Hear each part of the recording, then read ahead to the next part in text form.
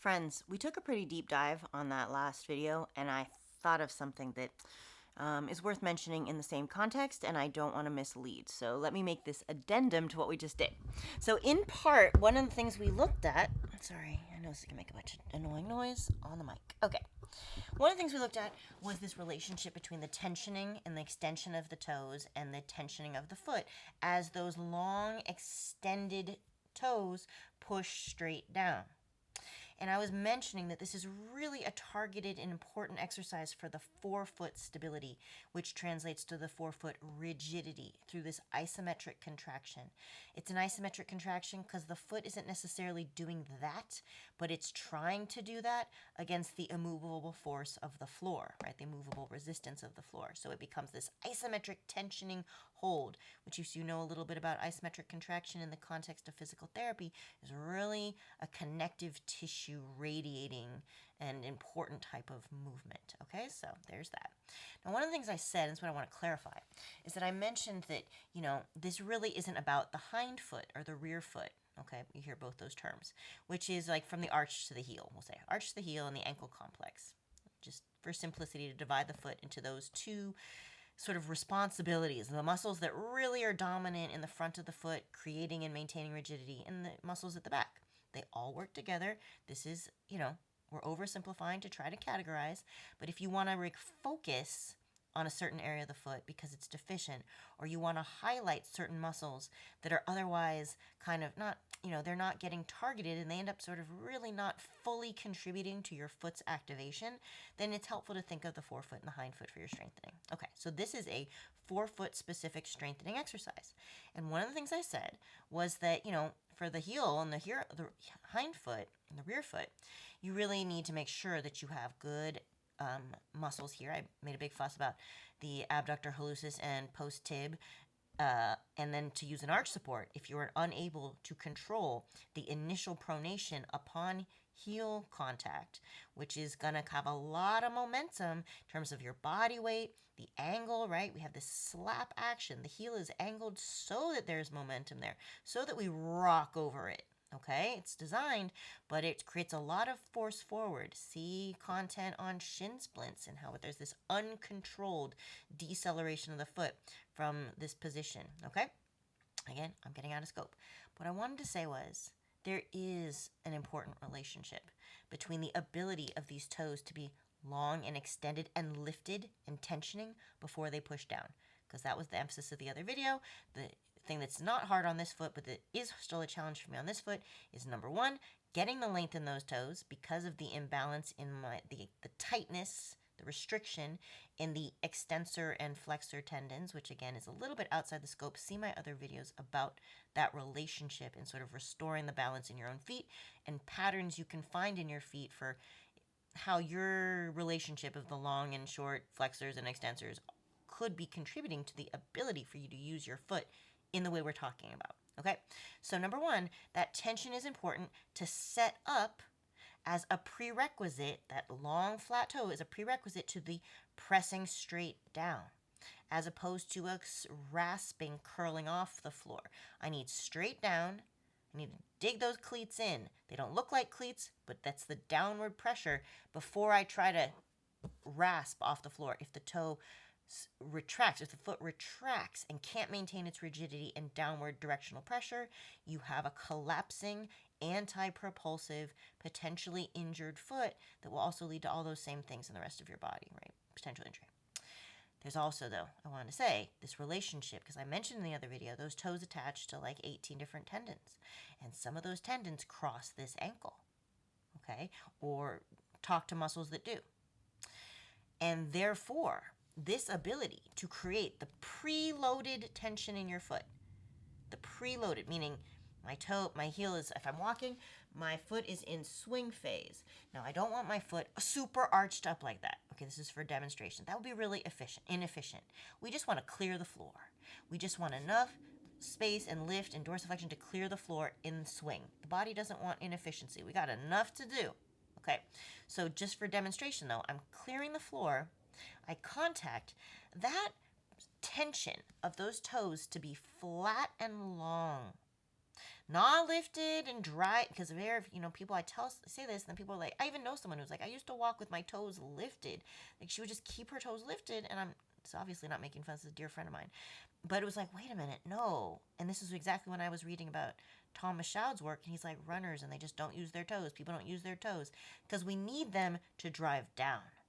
We need them to drive down, but they have to be prepared to drive down in the correct way, and that comes from this specific lengthening lift. So I'm showing that with the toes lifted because it's an exercise. I'm lifting the toes to exaggerate their capacity, to develop their capacity to lengthen and straighten, because I have a tendency for my toes to not do that. Not because the longer and straighter and more extended, the better. Okay, but the exercise is to develop that and to show, when I do that enough, these toes fatigue and they start to buckle, right? Stress test the system, they start to fail. So it's an exercise. In real walking gait, I don't want my toes lifted and crazy flared. I want them long and flat. Skimming the floor, boom, boom, okay, to roll down into heel strike. So that lengthening tension, however, is important for stabilizing the heel when you connect with the ground. And that's the point. 6 minutes in, I want to explain to you. Because what I said earlier about, like, yes, it's a forefoot exercise versus a heel exercise. It's all one big system. And that ability to lengthen the toes, that is the prerequisite for pushing down, that also is critical for stabilizing the forefoot, that lengthened position is really important so that when your foot comes in for landing, it's not already supple and soft and ready to massively deform, to be overly deformed. It has to proportionally deform, that's pronation, but it needs to do it in a controlled way. And the way your foot protects itself and creates stability is through tensioning. Okay, we always think of tension as a bad thing, holding tension in our shoulders and whatnot. That's unconstructive tension. This is fascially, by design, efficiency creating tension in the body. Okay? It's why this small structure can do its massive job. It's not because of the itty bitty muscles in here, although they have long, mighty tendons and such. It's because of their ability to leverage the fascial layers. And so that tightness that you're able to create under your foot is the muscles leveraging the fascia so that when you strike your heel, right, which you shouldn't feel painfully striking, right, but when your heel contacts the floor, it's getting some fascial support from the lengthened toes. It's a subtle thing, but it's important. And I learned this, in fact, I'll share this with you. Again, this is kind of its own video, but I was getting some bruising here. I was feeling some sensitivity at this part of my heel. Maybe you felt that too. It's super common. And, it'll make you, this is when I had an injured foot, I was doing all kinds of compensatory walking. It'll make you guard your foot. It'll make you kind of pull your foot away from the floor because you're trying to avoid that impact. Instead, and this is what I learned, is why I'm telling you this, because no one's told me this. I hate to say it, but it's just crazy how this is not available. So hopefully this is, take it with a grain of salt because it's all my personal experimentation, but I think it's worth it. It's worthwhile. What I learned was if I actually lengthened and lifted my toes, which I was able to do in this foot in particular at the time, if I lengthened the toes, I didn't get that bruising there. Okay? I was protecting that part of the foot from the actually, it wasn't just the impact on the ground, but it was the way the tendon was getting pulled because everything was pre-tensioned. So it just had a smoother and a faster reaction time, and it never had the moment to fall and be pushed on in a painful way. So if you have sensitivity, especially at the base of your heel, where the plantar fascia slips attach and converge, that's usually where you'll see it, right? Achilles comes down, and it's, it's all connected, but there's this particular spot where people get a lot of sensitivity and pain if they have plantar fasciitis. In part, you're probably going to be walking and being like, ouch, ouch, ouch, and avoiding the floor, curling your toes, right? On the one hand, I know, I get it, that I'm able to protect that vulnerability, that painful pressure point by lifting that part of my foot, but you're completely undermining your walking gait. So you should really have to stop walking for a while until it's not so sensitive and easily damaged. And then you have to create the protective tension that your foot is designed for. And when these muscles are, and the tendons, all the 18 some odd tendons in the toes that, like I said, cross the heel, when they lengthen and tension, then when that foot comes down, it will bypass that pressure point. And that is how we protect our foot from the floor, is through the tensioning, in particular, of the extensor muscles, but the plantar muscles in particular protect all of this. You have collapsed arch, you have plantar fasciitis, you have a bruised heel, you have a corn or a pressure point like I had on this foot, right? You protect the bottom of your foot, which is touching the ground, contacting the ground, by having strong muscles that push down, that lengthen and push. Lengthen and push. That's how we prevent all this crazy, all the different varied symptoms of pain in the foot. All right, friends, 10 minutes to tell you a whole bunch of things. That second half of the video really is like its own topic that I should talk about in terms of preventing heel pain.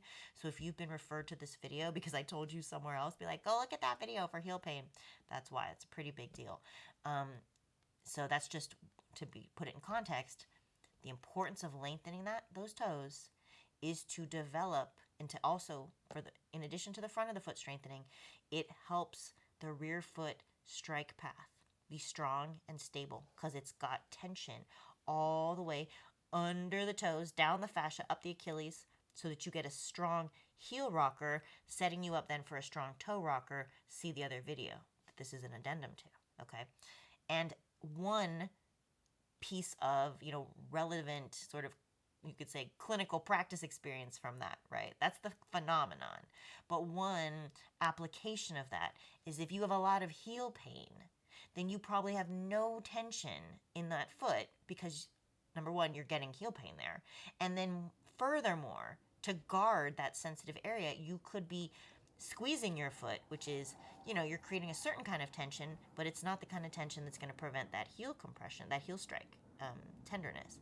You need to figure out, let those symptoms abate, and then learn to tension the foot appropriately as designed so that you end up protecting that area which is getting bruised because of collapse at the heel. You see the cycle of what we're talking about.